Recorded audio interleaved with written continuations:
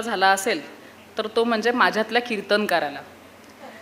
कुठलंही कीर्तन असावं, विषय निवडावा आणि मला हे दासगणू पद्धतीत तू मांडून दे. म्हणजे छबी अशी की दासगणूंनीच लिहिलंय असं वाटावं. असं चैतन्य महाप्रभूंवरचं चरित्र जेव्हा मी बसवायला घेतलं आणि अशी आमची 2च दिवसात रेकॉर्डिंग आहे आणि आता तू लिहून दे. काय पठडी आहे दासगणूंची ती तिला माहिती आहे. तुम्हाला अक्षरशः सांगते, 6-7 श्लोक जे त्या कीर्तनासाठी तिने लिहिलेले आहे, सांगूनही पटणार नाही की दासगणू महाराजांची शैली नाही. आणि हा फायदा सगळ्या कीर्तनकारांना तिच्या माध्यमातून आता होणार आहे. आणि अशीच उत्तरोत्तर तिने कीर्तनपर आख्यानं लिहावीत ही माझी मनापासूनची इच्छा आहे. म्हणून पुढची कविता वाचायला एक कीर्तनकार येते, नागपुरातील सुप्रसिद्ध कीर्तनकार हरिभक्तपरायण सौ मृण्मयी अमर कुलकर्णी कविता वाचते. पृथ्वी वृत्तातली, नाव आहे मृण्मयी. भाग्याची गोष्ट ही आहे, सांगण्याचा आनंद की पुढेही सोबत राहिलो आणि आताही मिळून सोबत काम करायला मिळतं आहे, ही अत्यानंदाची गोष्ट आहे. आणि मला नेहमी मी अजिताला म्हणत असते की अजिता, खरंच आहे गं, वृत्तात रचना करणं हे खूप कठीण आहे. आणि त्याहीपेक्षा माझ्यासाठी विशेष आनंदाची गोष्ट ही असते की आम्ही मेधाविनी मंडळाच्या माध्यमातून प्रत्येक सण उत्सवाच्या निमित्ताने अजितानी काहीतरी लिहायचं आणि आम्ही सगळ्या तिच्या सख्यांनी त्याचं सादरीकरण करायचं. मग मला ना अशी खूप उत्सुकता असते, तिला मेसेज करत असते की अजिता, आता तू काय लिहिणार आहेस सांग ना, कुठल्या वृत्तात काय बांधणार आहेस, मला काय म्हणायचं आहे. आणि खऱ्या अर्थाने आनंदमयी हे नाव तिच्या कवितांनी सार्थ केलेलं आहे. कारण तिच्या कविता जेव्हा आम्ही गातो म्हणतो तेव्हा खऱ्या अर्थाने आमच्या सगळ्यांना खूप आनंद होत असतो आणि आमच्या ग्रुपचं वातावरण आनंदमयी होऊन जात असतं. आणि त्यामुळे आज मला कालही तिने मला असं छान सुखद धक्का दिला की मृण्मयी, तुला उद्या तुझ्याच नावाची कविता म्हणायची आहे. आणि मला पुन्हा एकदा खूप आनंद झाला. तीच तिने रचलेली मृण्मयी आपल्यासमोर सादर करते. पृथ्वी वृत्तातली. नभात ग्रह तारका अतिसुरम्य नेत्रा दिसे. नभात ग्रह तारका अतिसुरम्य नेत्रा दिसे. किती नवल देखणे रूपत यास लाभे सखे. असेल परिचेतना सुजन गर्भी होता उठे. धरेवर जशी मृदा सुपिक तत्समाना कुठे. नसेच जड मृत्तिका वलय वत्सलेचे गमे.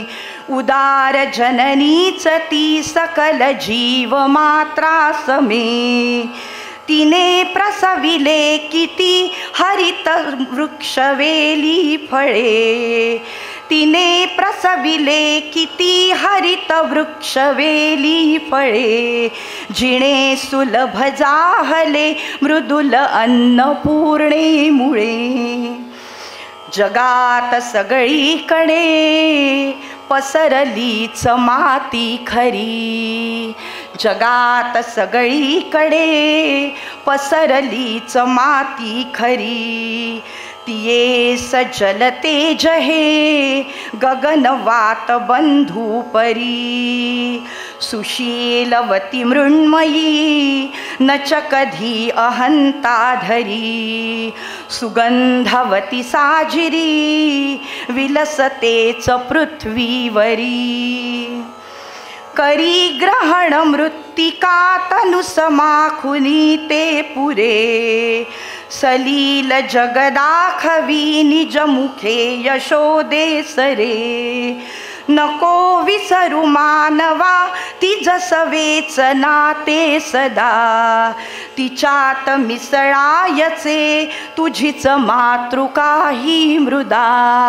तिच्यात मिसळायचे तुझीच मातृका ही मृदा. तिच्यात मिसळायचे तुझीच मातृका ही मृदा. सद्गुरुनाथ महाराज की जय.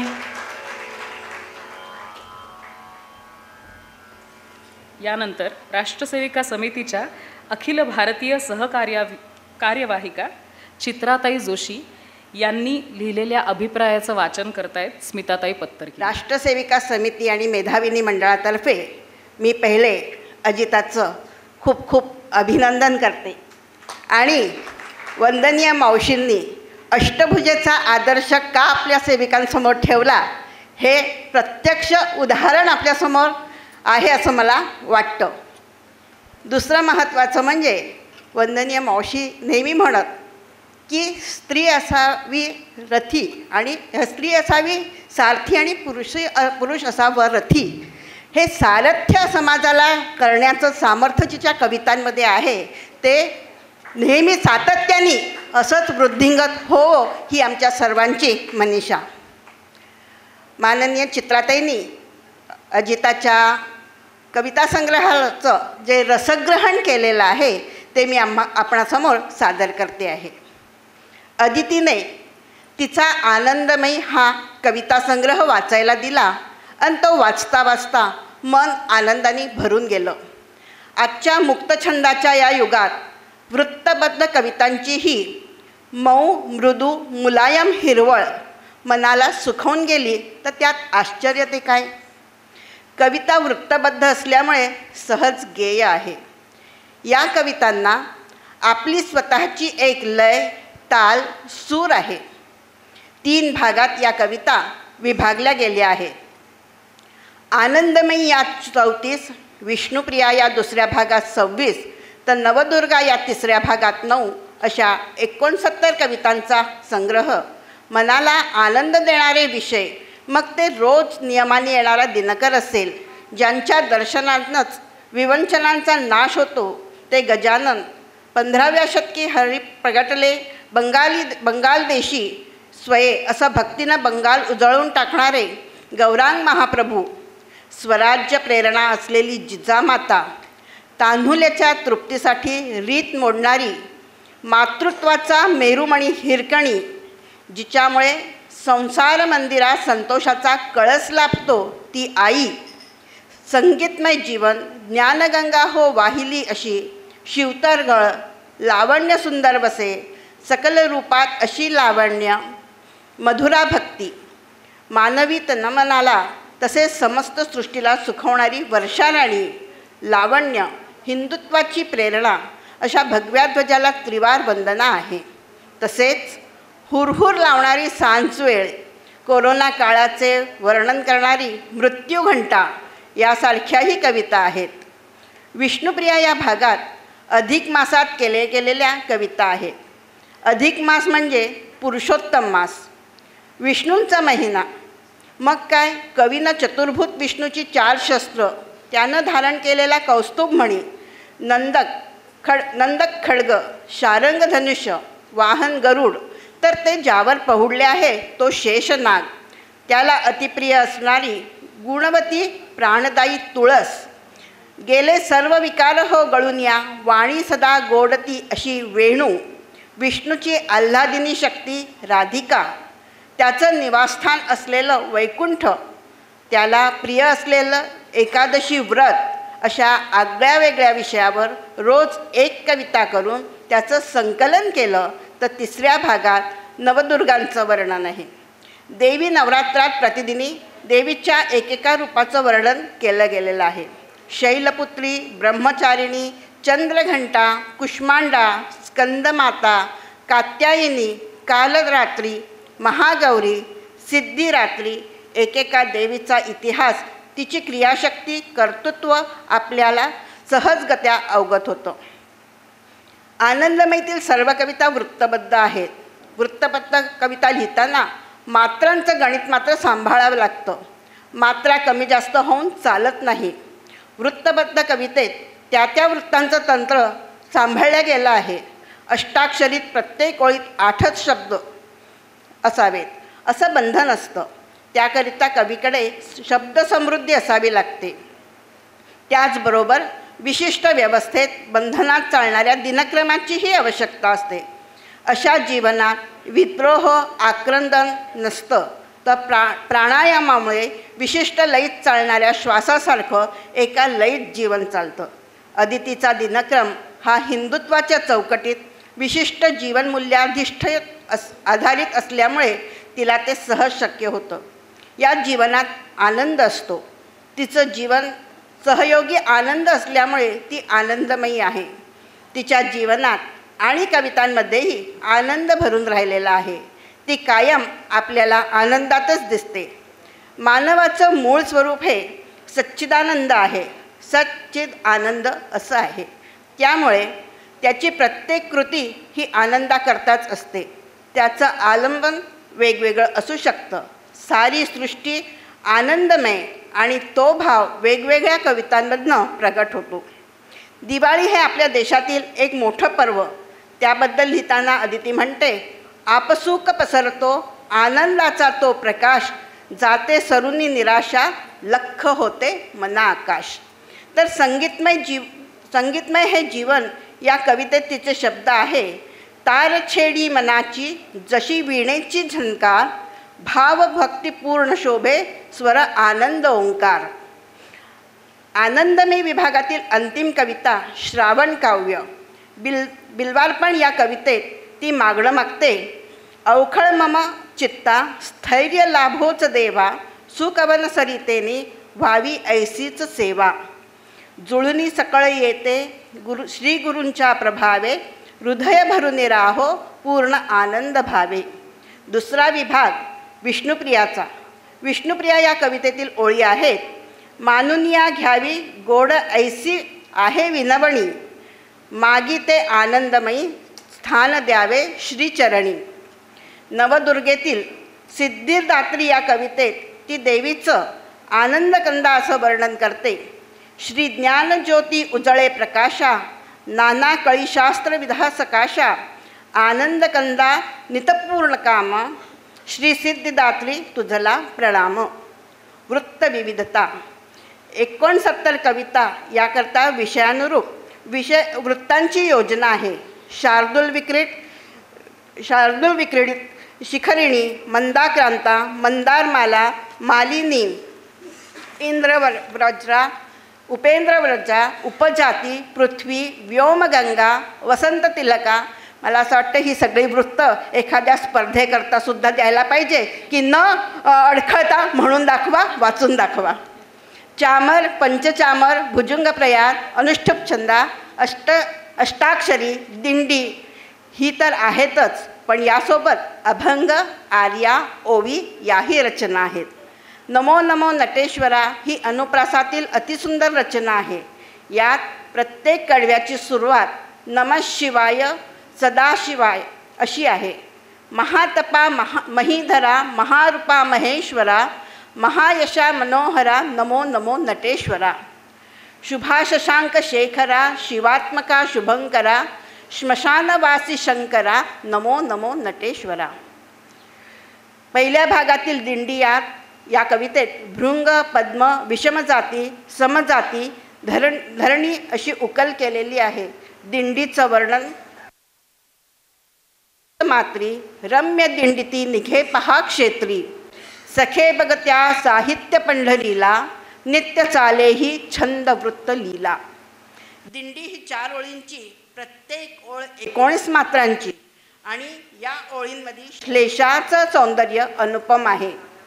साहित्य पंढरीत दिंडी या छंदवृत्ताची आणि क्षेत्र पंढरपूरची, येथे भक्तिभावाने ओथंबलेली संतांची दिंडी ही कविता वाचकांना जुन्या काळात घेऊन जाते. पूर्वी मंदाक्रांता, सुभग कविता, कालिदासी, विराजे अशा त्या वृत्तांच्या ओळी शिकविल्या जात. कोरोना हे शार्वरी संवत्सरात आलेलं खूप मोठं संकट होतं. लॉकडाऊन हा शब्द आणि ही स्थिती केवळ आपण आपल्या जीवनात प्रथम अनुभवले असे नव्हे, तर जगाकरताच एक नवा हादरवून टाकणारा तो अनुभव होता. मृत्यूघंटा असं या कवितेचं सार्थक नाव आहे. आणि त्या एका 5 कडव्यांच्या कवितेत भुजंगप्रयाग, वसंततिलका, मालिनी, पृथ्वी आणि शार्दूल विक्रीड अशा 5 वृत्तांचा तिने उपयोग केलेला आहे. कवी केशवसूत म्हणतात, साध्या विषयातही आशय कधी मोठा आढळे. या ओळींची साक्ष अदितीच्या लेखनातून प्रगट होताना दिसते. नित्य उमलणारं साधं पांढरं तगरीचं गंधरहित फुलंही तिला खुणावून जातं. सुवदन ललनांच्या स्थान वेणीमध्ये ना निकटपरी प्रभूत्या स्वस्तिका घेत पुष्पा. विलसते गुणसत्वे मान लाभे पूजेचा मनभरशील सत्वे स्वस्तिका सारखेत्या. तुझं प्रिय असलेले प्रभुदे पामराया. तसेच लावण्याचे वर्णन करताना ती म्हणते, सौंदर्यदान मनुजा भगवंत देई. दृष्टीत पारख हवी समजून घेई. ते हो दिसे रसिकया नजरेत आत. लावण्य सुंदर वसे सकल रूपात. लावण्य सर्वदायी असतंच, केवळ हवी ती रसिक नजर. तसेच काही चिरंतर सत्य सहजगतीने समोर आलेली दिसतात. आहे निष्प्रभ एकला शिवमहा. अर्धांग शक्ती दिसे पूर्णत्वा करिता अपूर्ण असणे. सौंदर्य हेही असे. अपूर्णामुळेच पूर्णत्वाला महत्त्व आहे, सौंदर्य आहे. सृष्टीतील सौंदर्य दाखवताना तिच्यातील कार्यकर्ता जागा होतो आणि लेखणीतून शब्द झरतात. फुलाच्या सुगंधे जसा जाई भुंगा. हळुवार आकृष्ट होई तरंगा. कुणी जात नाही तया सांगण्याला. तशी फाकू द्यावी स्वयं कार्य आभा. आपण न बोलता कार्य करत राहावं. आपोआपच कार्याची आभा पसरेल असा विश्वास ठेवावा. सर्वच कार्यकर्त्यांनी कंठस्थ करावे असे हे श्लोक आहेत. कृतिशीलताच महत्त्वाची असते. आईवर कितीतरी कविता आजवर झाल्या असतील, पण तरीही तिच्यावर लिहावंसं वाटतं. कारण संकटांना झेलणारी, ना कशाने थांबणारी, ती कडा ओलांडणारी हिरकणीची धाव आहे. आपण वयानं कितीही मोठं झालो तरी ती अशी जागा आहे जिथे छोटेपणास वाव आहे. जी स्वतःचे सर्व काही देत हर्षे बालकाला. व्योम गंगेलाच त्या आई असे नाव आहे. या आईचं एक प्रसिद्ध रूप हिरकणी कथेच्या शेवटी तिचे शब्द उमटले आहे. शिवबाने गौरविला मातृत्वाचा मेरुमणी. शिवबाने गौरविला मातृत्वाचा मेरुमणी. तेथे बुरुज बांधला नाव दिले हिरकणी. अदिती एका विशिष्ट संस्कारात वाढलेली आणि त्याचमुळे संस्कार पुण्यभूमी भारत या विषयांवर तिने विविध कविता रचलेल्या आहेत. एखाद्या कळीचं सहजगत्या फूल उमलावं अशा त्या कविता उमलता आहेत. आणि विशेष दैवी प्रसाद असा की या गीतांना स्वरसात चढवणारे पती, मुलगा, नणंद असे सगळेच सभोवती आहेत. त्यामुळेच तिचा आनंद, उत्साह द्विगुणित होत राहतो. शब्दांना घुमारे फुटायला लागतात. यावेळी आठवतात कवी बींच्या ओळी. एक नैसर्गिक जन्म सर्वमान्य. एक नैसर्गिक जन्म सर्वमान्य. अन्य होतो संस्कार कर्मजन्य. छटा यांच्या होता न एक जीव. काव्य सौंदर्य भासते उणीव.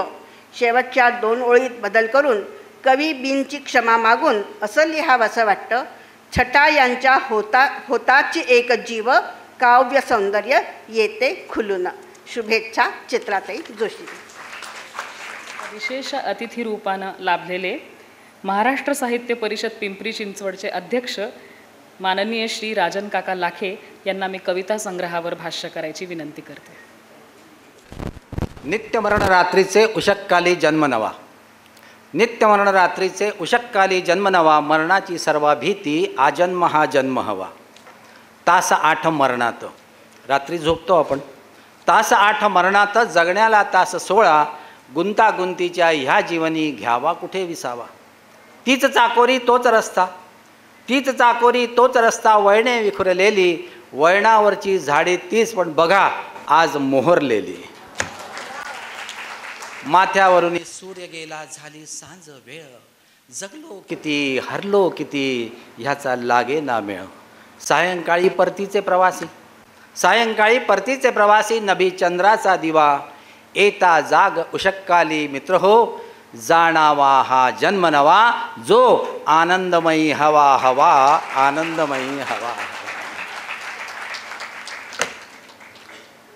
व्यासपीठावर उपस्थित आजच्या कार्यक्रमाच्या अध्यक्षा आशाताई पांडे, प्रसिद्ध कीर्तनकार ह.ब.प. वंदनीय श्री चारुदत्त आफळे सर, त्याचप्रमाणे विदर्भ साहित्य संघाचे अध्यक्ष आमचे मित्र श्री प्रदीप दाते सर, त्याचप्रमाणे आज लोकवत प्रकाशन ज्यांनी हे पुस्तक तुमच्या समोर आणलं आणि ज्यांच्यामुळे आज तुमच्यापर्यंत पोहोचतं आहे ते लोकवत प्रकाशनचे शिरीष कुलकर्णी सर, त्याचप्रमाणे आजची उत्सव मूर्ती अदिती देशमुख जिच्यासाठी आपण आले आहात, तिचे सर्व नातेवाईक, त्याच्यातले माझेही काही नातेवाईक आणि मित्र मैत्रिणी आणि समोर बसलेली सर्व आदरणीय मित्रमंडळी, त्यामध्ये सगळे म्हणजे अशी मंडळी आहे की ज्यांना मी इथे छोटा होतो तेव्हा ही लोकं माझ्याबरोबर होती आणि मला छोटं पाहिलेलं आहे. त्यामध्ये आपल्या मंगला वहिनी आहेत, आमची ताई आहे, त्याच्यानंतर किशोर आहे, ही सगळी मंडळी यामध्ये आहेत. आणि त्याचप्रमाणे हिच्या मैत्रिणी 2 भैरवी देशपांडे आणि इरावती शास्त्री आणि अश्विनी संगवाई आणि मृणुमयी यांनी केलं आणि स्मिताताई ज्यांनी वाचलेलं आहे. तर अशा सर्व जण, त्याचप्रमाणे उपस्थित असलेले सर्व सर्वज्ञ आणि मर्मज्ञ. आजचे हे कविता पहिल्यांदा मला असं वाटतं की आदिती देशमुख हिचं म्हणजे ह्या पुस्तकाच्या निमित्त साहित्य क्षेत्रात पहिलं पुस्तक आज तिचं पदार्पण केलेलं आहे. त्या निमित्ताने मी कशाला आपण सर्वच जण तिथं एकदा अभिनंदन करूया.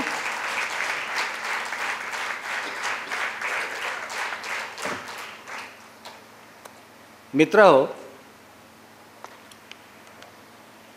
बहुतांश कवी जे आहेत ते जे लिहितात, जसं आत्ता म्हटलेलं आहे की मुक्त छंदात लिहितात. मुक्तातही थोडा छंद असतो, पण आजकाल काय झालं, मुक्त छंद नाही, मुक्त शैली झाली आहे. शैली म्हणजे आपली जिकडे शैली जाईल तिकडे शैली चालली असते, त्याप्रमाणे आपण लिहित असतो. पण त्यामध्ये नाद असतोच असं नाही. याचं मुखपृष्ठ जर तुम्ही बघितलं तर या मुखपृष्ठात तुम्हाला एक लक्षात येईल की यामध्ये मोरपीस आहे आणि बासरी आहे. अर्थातच मोरपीस आहे, जिथे बासरी आहे, दोन्ही एकाशी संबंधित आहे.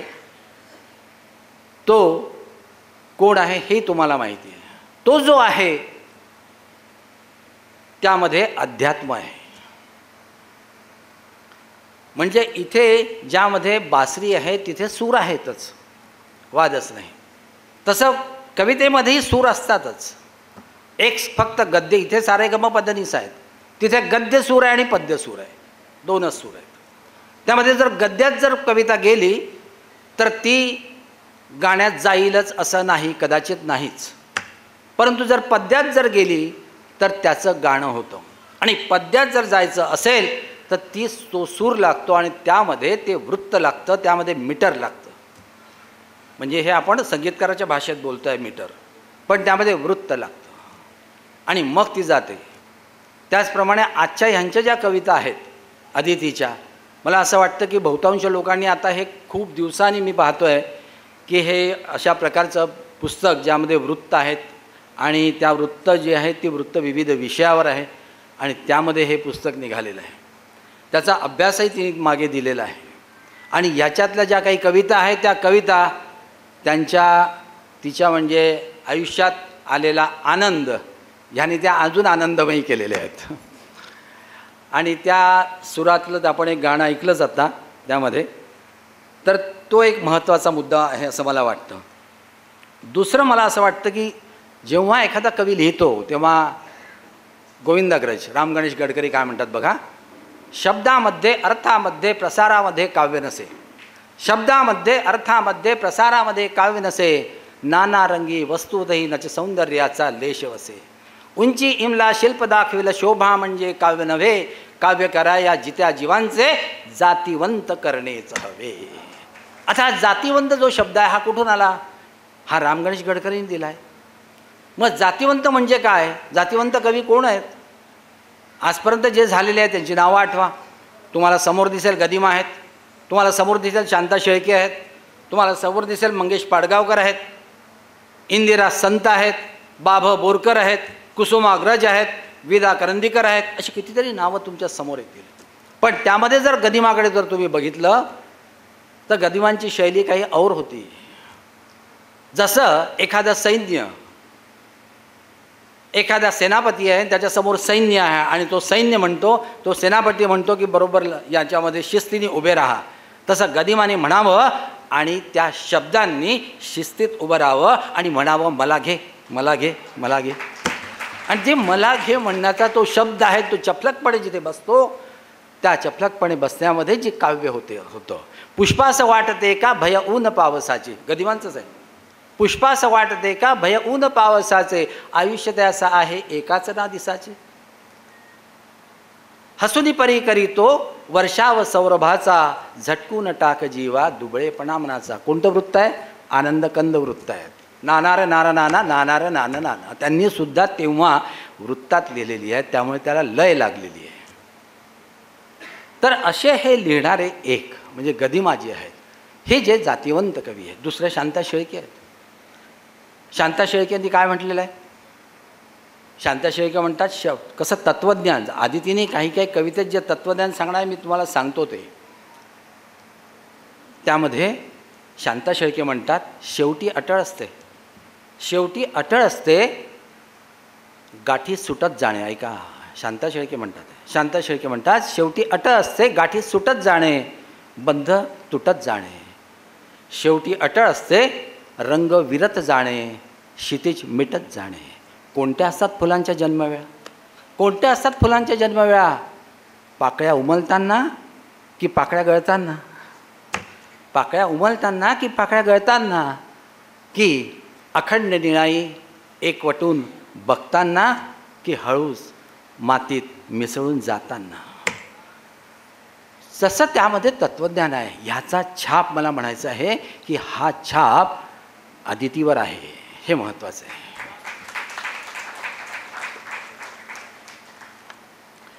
यामध्ये तिच्या ह्याच्यात जे मला आढळलं आहे त्यामध्ये तिची कविता आहे. त्या कवितेमध्ये तिने म्हटलेलं आहे, ती म्हणते मी माझे ते एवढेच केले, मी माझे ते एवढेच केले, आयुष्यात ते गेले मनरंगा. म्हणजे तिला त्याची जीवनात आयुष्य जे जीवन आहे. आता मला एक सांगा, जीवनात आयुष्य की आयुष्यात जीवन? काय म्हणाल? जीवनात आयुष्य की आयुष्यात जीवन? की आयुष्यात जीवनच आहे, दोन्ही एकत्र आहे, किंवा काय म्हणाल? खरं पाहिलं तर जीवनात आयुष्य असतं, कारण जीव पहिले येतो. जीव आला की एक आकृती येते, आकृती आली की त्यावर संस्कार संस्कृती होते, संस्कृती झाली की वृत्ती येते, वृत्ती झाली की प्रवृत्ती येते, प्रवृत्ती झाली की प्रगती होते, प्रगती झाली की संतती येते, संतती झाली की नंतर निवृत्ती होते, निवृत्ती झाली की सद्गती होते, चक्र पूर्ण होतं. हे तिचं कशावरून म्हणतो आहे मी की तिची एक कविता आहे त्यामध्ये ते आत्ताच म्हटलेलं आहे, अपूर्णत्वाला पूर्णत्व कविता पूर्णत्व करते, पूर्णत्व सार्थक्य हेही असे, अपूर्णाकरिता पूर्णत्व हे सार्थकही असते. आता अपूर्ण जर असेल तरच मजा येईल ना. एकदा पूर्ण झालं, सद्गती गेली की कुठे कळलं? कळतं केव्हा? जेव्हा आयुष्य आहे एकेका टप्प्यावर आपण जातो आहे, एकेका टप्प्यावरचा आनंद घेतो आहे, सौंदर्य बघतो आहे आणि त्या सौंदर्यातून तो आनंद जो येतो आहे ते अपूर्णत्वाल, त्याच्यामुळे तुम्हाला आता आनंद मिळतो आहे. म्हणजे अपूर्णत्वाचं सौंदर्य जे आहे तिने त्या अपूर्ण कवितेत दिलेलं आहे आणि हे तुम्हाला वाचायचं आहे. लक्षात घ्या की हे महत्त्वाचं आहे असं मला वाटतं. आणि त्यामध्ये जसं बाभ बोरकरांनी जीवनाबद्दल सांगितलं, आयुष्य जीवन यांना कळले हो, तुम्हाला माहितीच आहे सगळ्यांना, जीवन त्यांना कळले हो, मी पण यांचे पक्व फळावरी सहजपणाने गळले हो, जीवन त्यांना कळले हो. आता मी पण यांचे पक्व फळावरी जेव्हा म्हणतो, जेव्हा मी नको, मी केव्हा गळणार? किंवा अहंकार जाणार. मीपर्यंत ठीक आहे, एखादा म्हणतो की मी पुस्तक लिहिलं, मीच तिथे गेलो, मी केलं, तो पण तर ठीक आहे, पण जर मीला चल जेव्हा लागतो तेव्हा सगळं संपतं. तो च लागू नये यासाठी ती धडपड असते. कारण म्हटलं तर आयुष्य छोटं आहे, म्हटलं तर आयुष्य मोठं आहे. छोटा आहे म्हणून गतीने जाऊ नये आणि मोठा आहे म्हणून मंदगतीने पण जाऊ नये. दोन्हींचा समन्वय आपण साधत असतो आणि आयुष्याला पुढे नेत असतो. हे आयुष्याबद्दल तिने जे केलेलं आहे विधान, हे मी तुम्हाला सांगतो की हे सर्व आधी तिने कसं ती काय म्हणते बघा. किती वेग वाढे पहा जीवनाचा. काय म्हणते ती? किती वेग वाढे पहा जीवनाचा, कुठे काय ओढा प्रवाही मना जनाचा. वृथा धावणे ते कशाचाच मागे, चढा ओढ काही न कुणाच्याच मागे. भुजंग प्रयातमध्ये म्हटलेलं आहे. जेव्हा एखादं याच्यात येते भुजंग प्रयात. आता भुजंग प्रयात रामदास स्वामी आठवला की भुजंग प्रयातच आठवतं आपल्याला, कारण तिथेच आहे य य य य ज्या काही गण असतील हे असतील. पण तो ऱ्हस्व मुख्य म्हणजे एखादं वृत्त जर करायचं असेल तो ऱ्हस्व टिकवला पाहिजे शेवटपर्यंत. किंवा ऱ्हस्वदीर्घ असेल तर तेही ते साधावं लागतं. त्यामध्ये गझल होते, त्यामध्ये वृत्त होतं. काही वृत्ताची जी आहेत ते गझलमध्ये पण आहेत. तर ह्यामध्ये त्यांनी ज्या कविता केलेल्या आहेत त्या मला असं वाटतं त्या जरा पाहिल्या. शांता शेळकेंची कविता बघा. तोच चंद्रमान भात तीच चैत्र यामिनी. कशात आहे? आनंदकंदमध्येच आहे. नानार नाना नाना नानार नाना तोच चंद्रमान भात नानार नार नाना, त्याच्यातच आहे. हा जो ठेका आहे हा तिला जमलेला आहे. आणि हे सोपं नाही एखादं पुस्तक त्यामध्ये पूर्ण वृत्त करणं. हे महत्त्वाचं आहे. मला तुम्हाला हे सांगायचं आहे. तंत्रा हा जो आहे वृत्त हे तंत्रानुगामी आहे. तंत्र सांभाळावं लागतं. आणि ह्या तंत्रामध्ये तिने सांभाळून जे केलेलं आहे त्या सांभाळण्यामध्ये तिने विविध वृत्तामध्ये जे विषय हाताळले आहे त्यामध्ये वसंत तिलक आहे, मालिनी आहे, शिखरणी आहे, पृथ्वी आहे, मंदाक्रांत आहे, शार्दूल विक्रीडचा आहे, चामर, पंचचामर याची मी तुम्हाला मजा पण सांगतो. भुजंग प्रयात आहे, आनंदकंद आहेच, कारण तिच्या जीवनातच आनंद आहे. तो आनंद कुठे रे आनंद बेटा कुठे गेला आहे तो? त्यामुळे तो आनंद जो तुझ्या जीवनात आहे त्यामुळे आनंदकंद वृत्त येणारच आणि ती जास्तीत जास्त त्याच्यात लिहिणारच. व्योमगंगा आहे, राधा आहे, अष्टाक्षरीचे कितीतरी कविता तिने केलेल्या आहेत. या सगळ्यांचं फक्त मी बघितलं तर या सगळ्यांचा जो केंद्रबिंदू आहे तो केंद्रबिंदू एकच आहे आणि तो म्हणजे अध्यात्म आहे. कारण तिचा कल जो आहे तो सगळा अध्यात्माकडे, कारण संस्कार तसे आहे. किशोर इथे आहे, मावशी होत्या, म्हणजे त्या जो संस्कार मिळालेला आहे ज्याला त्यालाही फार कविता पाठ आहेत. मला माहिती आहे त्यांनी नाव घेतलंच आहे की तिला कविता पाठ आहेत म्हणून, पण तो जो संस्कार आहे तो संस्कार तिच्यावर रुजलेला आहे. अविनाश आहे, अलकाताई आहेत, यांचे संस्कार तिच्यावर रुजलेले आहेत. म्हणजे हे दोन्ही संस्कार जर रुजले माहेरचे आणि सासरचे तर काय निर्माण होईल बघा. आणि ते निर्माण झालेलं आहे आणि ते तुमच्या समोर आहे. महत्त्वाचं हे आहे.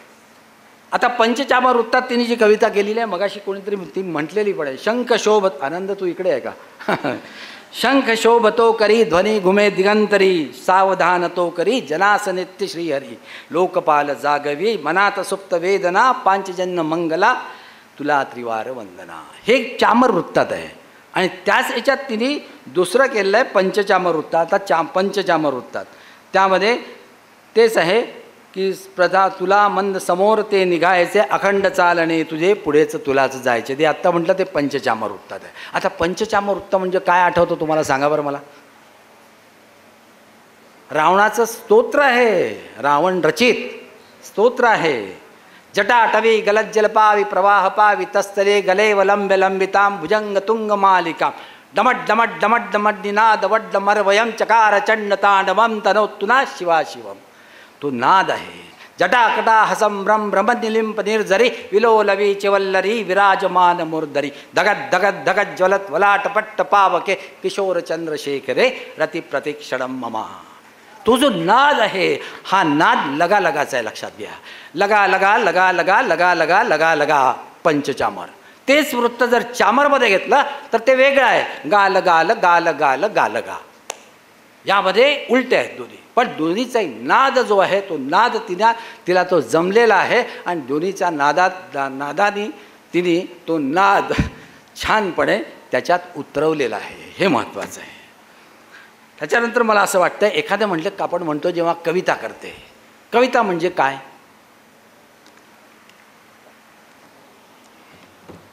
एक तर कवितामध्ये 3च गोष्टी महत्त्वाच्या आहेत.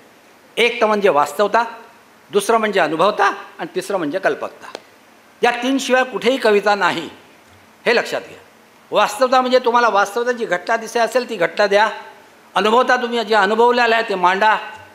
नसेल तर मग कल्पना करा. दोन्ही तुम्हाला जमत नसेल तर कल्पना करा आणि कल्पनाभराच्या मेघदूत तुमच्या समोर आहे. याप्रमाणे ती जी कविता. आता वास्तवता, इतिहासाच्या खांद्यावर बसून माणसाला प्रवास करायचा असतो. वास्तवतेचा हात धरून इतिहास निर्माण करायचा असतो. हा इतिहास निर्माण करायचा तिचा प्रयत्न चालू आहे की मी काहीतरी करते आहे.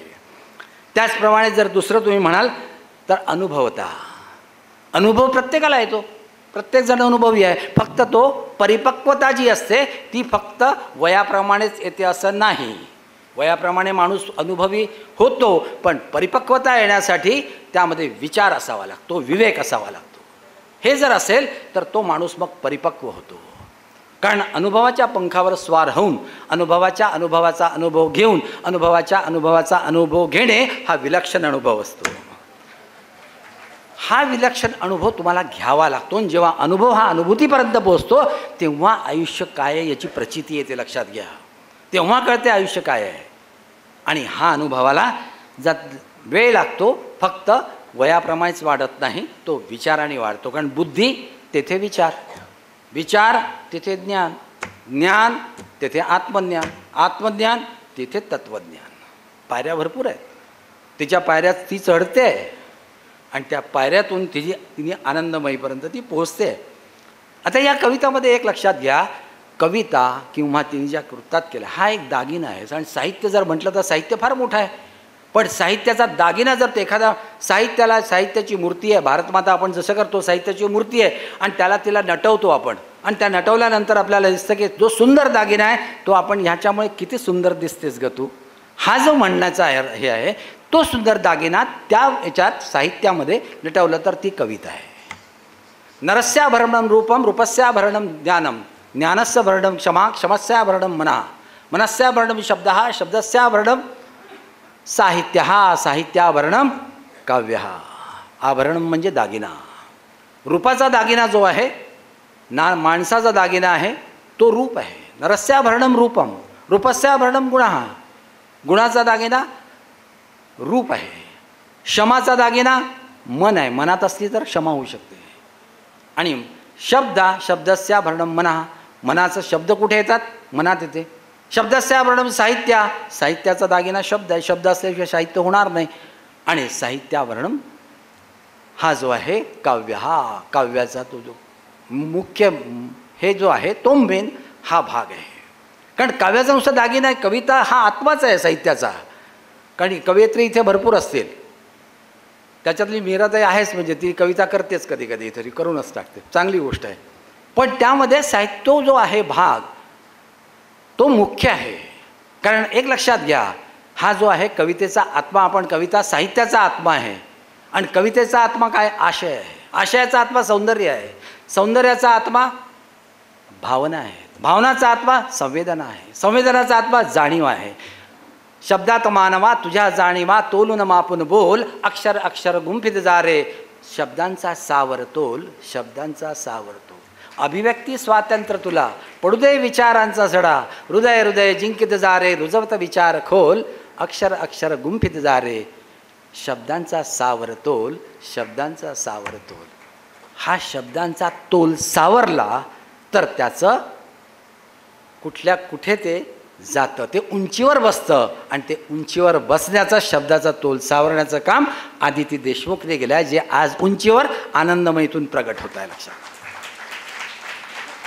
जो शब्दांचा तोल सावरला नाही ते म्हणजे आनंद यादव, माहीत असतील तुम्हाला, प्रख्यात आहे. त्यांनी कुठेतरी संत तुकारामाच्या याच्यावर लिहिलं, थोडासा तोल बिघडला आणि वारकरी प्रक्षुब्ध झाले. त्यांना त्या साहित्य संमेलनात येऊ दिलं नाही, थोडा तोल बिघडला. पण त्यांनी सत्य मांडलं होतं, ते त्यांना कळलं नाही. आणि ते कळलं नाही, जनसमाजाचं तुम्हाला काही करता येत नाही. म्हणून शब्दांचा तोल सांभाळून जे केलेलं आहे ते मला असं वाटते महत्त्वाचं आहे. तिसरी गोष्ट म्हणजे मी म्हटलं कल्पना. कल्पना लक्षात घ्या, कल्पनेत मुक्तपणे विहार करावा. कल्पनेत मुक्तपणे विहार करावा. विहारात मुक्तपणे संचार करावा. संचारात कुठलाही विचार नसावा, विचारांचा विकार नसावा. कारण विकार झाला की तो विचार होणार नाही. तो विचारातून जर काव्य आलं तर तेही बरोबर होणार नाही. पण तिने त्याच याच्यात आदित्य देशमुखनी काय म्हणलं बघा, तिने मांडलं आहे त्या कल्पकतेमध्ये एक विचार नावाची कविताच आहे तिची. आणि त्या विचार नावाच्या कवितेमध्ये तिने जे म्हटलेलं आहे त्यामध्ये जगावे असे ते नूर आज नाही. विचार करते ती, जगावे असे ते नूर आज नाही, करावे कसे ते कळो येत नाही. नसे राम कोठे गमे सर्व खोटे, समोरी दिसेनाच अंधार दाटे. हे कुठेतरी तिच्या मनात येत आहे. लक्षात घ्या, माणूस जेव्हा कविता लिहितो त्या कवितामध्ये त्याचा प्रकृती धर्म असतो. तुम्हाला जर सांगितली की सैन्याची कविता लिहा, तुम्ही लिहिणार नाही. पण तो सैन्याच्या फ्रंटवर जो लढतो आहे त्याच्या मनात ते विचार येतील. तुम्ही काय कराल, तुमच्या 4 ह्याच्यात बंदिस्त असाल, तिथे कविता कराल, घरातल्या कविता कराल किंवा निसर्गातल्या कविता कराल, जिथे किंवा तिचा अध्यात्म, तिच्यात कुठेतरी राम आहे, कुठेतरी कृष्ण आहे, म्हणून तिच्या याच्यात यामध्ये आनंदमध्ये कुठे कुठे तुम्हाला कृष्ण मिळतोच आहे. हा कृष्ण काय मिळतो, कारण ते संस्कार आहेत तिच्यामध्ये आहेत की ते तिच्या हृदयातून ते बाहेर पडत आहे आणि त्यामधून ते येत आहे. हे महत्त्वाचं आहे असं मला वाटतं. एक गोष्ट तुम्हाला सांगतो, तिच्या शब्दांची जी ताकद असते ना, ती ताकदही महत्त्वाची आहे. प्रत्येक शब्दात ताकद असते. एक आंधळा होता, तुम्हाला सांगतो, एक आंधळा होता, त्याच्या गळ्यात हे होतं, काय म्हणतात त्याला, वाडगं होतं आणि एक पाटी होती, त्याच्यावर लिहिलेलं होतं मी आंधळा आहे मला मदत करावी. काय लिहिलं होतं, मी आंधळा आहे मला मदत करावी. आणि वाडगं समोर होतं, प्रत्येकजण जात होता, त्याच्यात काही ताकदच नव्हता. त्याला दुपारपर्यंत वेळ झाली, त्याला काही ताकद नाही, काय झालं आहे त्याला कळेना. मग काय झालं आहे म्हणून त्यालाही लक्षात येईना. तिथून एक माणूस जात होता. तो म्हणाला, तो व्यक्ती म्हणाला की तुमची पाटी मला देता का. म्हणे का, तर म्हणे पाटी द्या ना मला. बरं म्हणे ठीक आहे घ्या. त्यांनी काय केलं, 2 ओळी लिहिल्या, ते खोडलं. कोणतं होतं, मी आंधळा आहे मला मदत करा, ते खोडलं. ते खोडल्यानंतर काय लिहिलं, त्यांनी काहीतरी 2 ओळी लिहिल्या आणि त्याच्या गळ्यात पाटी अटकवून दिली, निघून गेला. निघून गेल्यानंतर तो पुन्हा त्यात मागायला लागला मदत करा आणि जाताना टपाटप तिथे पडायला लागले त्याच्या वाडग्यामध्ये. त्याला वाटलं हा काय चमत्कार झाला. आता पण तर दुपार झाली, तो पण तर कुणीकडे ताकद नव्हता आणि दुपारच्या नंतर हे पडतं आहे, हे काय आहे बा. त्याला नवल वाटलं आणि ते पाहताना तो एकाला म्हणाला, तो दादा थांबता का. म्हणे काय, म्हणे मला गळ्यातली पाटी काढता का आणि मला काय लिहिलं आहे सांगता का. तर म्हणाले सांगतो. तर ती पाटी काढली. त्या पाटीवर काय लिहिलं होतं लक्षात घ्या, काय लिहिलं असेल, फक्त 2च ओळी लिहिल्या होत्या, त्या कवीने लिहिलेल्या होत्या. काय लिहिलेल्या होत्या, बहरला निसर्ग बहरली सृष्टी, बहरला निसर्ग बहरली सृष्टी, माझ्या नशिबी हरवलेली दृष्टी. एवढंच लिहिलेलं होतं. पण त्या कवितेचं सामर्थ्य जे आहे, त्या 2 ओळीचं सामर्थ्य जे आहे ते महत्त्वाचं आहे. आणि हे आदिती देशमुखच्या प्रत्येक कवितेतून तुम्हाला दिसतं आहे. हे महत्त्वाचं आहे, कारण त्यामध्ये ज्या गोळी आहेत त्या शब्दाचं सामर्थ्य आहे, हे लक्षात घेण्यासारखं आहे. तसंच असं मी म्हणेन की तिची जी भाषा आहे ती भाषा खूप कठीण नाही आहे. संस्कृतमध्ये शांताशेके सगळेच लिहित होते, संस्कृत प्रचूर, काही संस्कृत शब्द येणारच, वाद नाही आहे. तुम्ही कविता जेव्हा वृत्तात करताय तेव्हा तो भाव येणारच. पण भाषा तिची सरळ आणि साधी आहे, तुम्हाला ती पटकन कळते. आता तो आनंदनी कुठे यांनी गाणं केलं होतं, अखंड चला याचे, किती सोपं आहे, ते वृत्तात आहे. मग ते वृत्तात केलेलं इतकं सोपं आहे. मग भाषा जर सोपी असेल तर दुसऱ्याच्या हृदयापर्यंत लवकर जाते. मला एक उदाहरण आठवतं, मी काम करत होतो यशवंत देव यांच्याबरोबर, माहिती असेल ना यशवंत देव, यांच्याबरोबर काम करत होतो. आणि त्याच्यात एक ओळ मी लिहिल्यानंतर मी लिहिलं की अस्तकाली पाखरांची माळ आली परतुनी. आता हे अस्तकाली पाखरांची हे गाणार होते सुरेश वाडकर. तर मला ते त्यांनी सांगितलं गाणार आहे, म्हणे लाखेंना बोलवा. गेले लाखे तिथे बसले. सुरेश वाडकर आले तेव्हा स्टुडिओ असे वर असायचे आणि तो खाली असायचा. आल्यानंतर म्हणे हे कोणी लिहिलं, तर म्हणे यांनी लिहिलं. अहो म्हणे लाखे तुम्हाला हे बदलता येणार नाही का. म्हटलं काय बदलता येणार. म्हणे याच्यातला जो अस्तकाली जो शब्द आहे ना तो मला जरा कठीण जातो आहे म्हणे बोलताना गाताना, त्याच्यावर काही दुसरा उपाय नाही आहे का. म्हटलं आहे सर. म्हटलं तुम्ही तर म्हणे सांगा कोणता. म्हटलं सांज वेळ आहे, सायंकाळी आहे, संध्याकाळ आहे. हां मग असे सोपे शब्द सांगा ना हो म्हणे, कशाला एक वेगळे घेतले अस्तकाली. सायंकाळी म्हणतो म्हणे मी. म्हटलं म्हणा सर, मी नाही म्हणणारा कोण, ही गोष्ट आहे 15 वर्षापूर्वीची. मी म्हटलं नाही म्हणणार मी कोण म्हटलं, आणि ते झालं गाणं सायंकाळी पाखरांची. म्हणजे असे शब्द जे आहेत, ती भाषा तिची म्हणायचा माझा अर्थ आहे ती सोपी भाषा आहे. कारण सोप्या भाषेत जर दुसऱ्याला सांगितलं तर त्याची त्याला त्याच्या हृदयापर्यंत ते पोचतं. कारण गाणं जे आहे ते गाणं जसं वाचताना नाही, पण त्यांनी जे सूर लावले आनंदाने त्यामध्ये ते गाणं कळतं.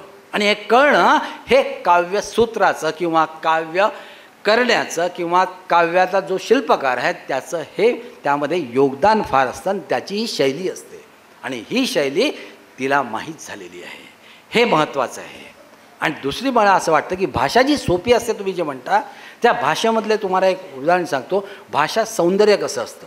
भाषा सौंदर्यामध्ये तुम्ही जर बघाल तर आचार्य अत्रे आठवा. आचार्य अत्रेंनी लता मंगेशकरबद्दल एक भाषाचं एक वापरलेलं आहे. तर भाषा सौंदर्य कसं, तर ते काय म्हणतात भाषा सौंदर्यामध्ये आचार्य अत्रे काय म्हणतात, जर अभिवादन जर लताला जर अभिवादन करायचं असेल तर काय म्हणतात त्याला, हां, जर लताला जर अभिवादन करायचं असेल तर तुम्हाला सकाळची कोळी किरण दवबिंदूत भिजवून कोमल तंतूच्या लेखणीनं फुलपाखराच्या पंखावर लिहिलेलं मानपत्र तिला गुलाब कळीच्या करंडकातून अर्पण करायला हवं. आचार्य अत्रे लिहितात आहे. विधात्यालाही माहीत नसेल की ही घडणार आहे किंवा माझ्या हातून किंवा नाही आहे, ते विधात्यालाही माहीत नाही की ही कलाकृती माझ्या हातून घडलेली आहे. पण कलाकृती घडताना पुढे ते म्हणतात की श्रीकृष्णाच्या मुरलीचा साध, उर्वशीच्या नृपुराचे रुणझुण आणि सरस्वतीच्या विनेचा झणकार ज्या कंठामध्ये आहे तो कंठ म्हणजे लता मंगेशकर होय. आणि सूर, ताल, लय, प्रसिद्धी ज्या ठिकाणी एकत्र येतात त्याला लता मंगेशकर म्हणतात. ही भाषा, ह्या भाषेमध्ये तिने जे लिहिलेलं आहे त्या भाषेमध्ये तिची भाषा जी आहे ती सोपी भाषा आहे असं मला वाटतं. आणि त्या सोप्या भाषेमध्ये तिने हे सगळं, त्यामध्ये विष्णुप्रिया म्हणा, नवदुर्गा, तिने जे 3 भाग केलेले आहे त्या 3 भागामध्येही वेगवेगळे वर्णन केले. आणि त्यामध्ये तिची एक लक्षात येण्यासारखी मला गोष्ट आढळली म्हणजे निरीक्षण शक्ती. निरीक्षण साध्य द्विगुण नराणाम तदर्थ मात्रा च वचा प्रवृत्ती इत्येव मत्वा विधिना विकीर्णा एक जिव्हा नयनम द्वयम च. एक जिव्हा, एकच जिव्हा दिली आहे, 2 डोळे दिले देवाने. का? कमी बोलावं, कमी आणि निरीक्षण जास्त करावं. निरीक्षण जास्त करून त्यामध्ये तिने निरीक्षण शक्ती जी वापरली आहे त्यामध्ये विष्णुप्रिया म्हणा किंवा पहिल्या भागात ती निरीक्षण शक्ती तिने वापरलेली आहे, हे लक्षात घ्या. हे महत्त्वाचं आहे. तर यामध्ये थोडक्यात मला आता सांगायचं शेवटचं म्हणजे असं सांगायचं की हा जो भाग आहे, कारण त्यामध्ये ज्या ज्या गोष्टी तिने केलेल्या आहे त्या गोष्टीमध्ये प्रेम आहे, भावभावना आहे, ममता आहे, अध्यात्मता आहेच आहे. आणि अध्यात्माचं एक मात्र नीती आणि अध्यात्मामध्ये एक महत्त्वाचं आहे. कारण नीती म्हटलं शिवी देऊ नये ही झाली नीती, पण शिवी घेऊ नये हे झालं अध्यात्म. त्याच्यामध्ये जेव्हा अध्यात्मामध्ये माणूस जातो त्या अध्यात्मामध्ये जाताना जो स्वार्थ असतो तो थोडा हळूहळू कमी होत जातो. आणि जो आहे की त्याच्यामध्ये जे रस असतात आयुष्यातले त्यामध्ये एक शृंगार रस आहे आणि एक शांत रस आहे. शृंगार रस आणि शांत रस हा अध्यात्माकडे जातो आहे. मधले रस जाऊ द्या, करुण आहे, वीर आहे, वगैरे वगैरे वगैरे. पण हे जो आहेत ती भावना त्यामध्ये स्वार्थाकडून निस्वार्थाकडे जाण्याचा संपवतो. धन्यवाद.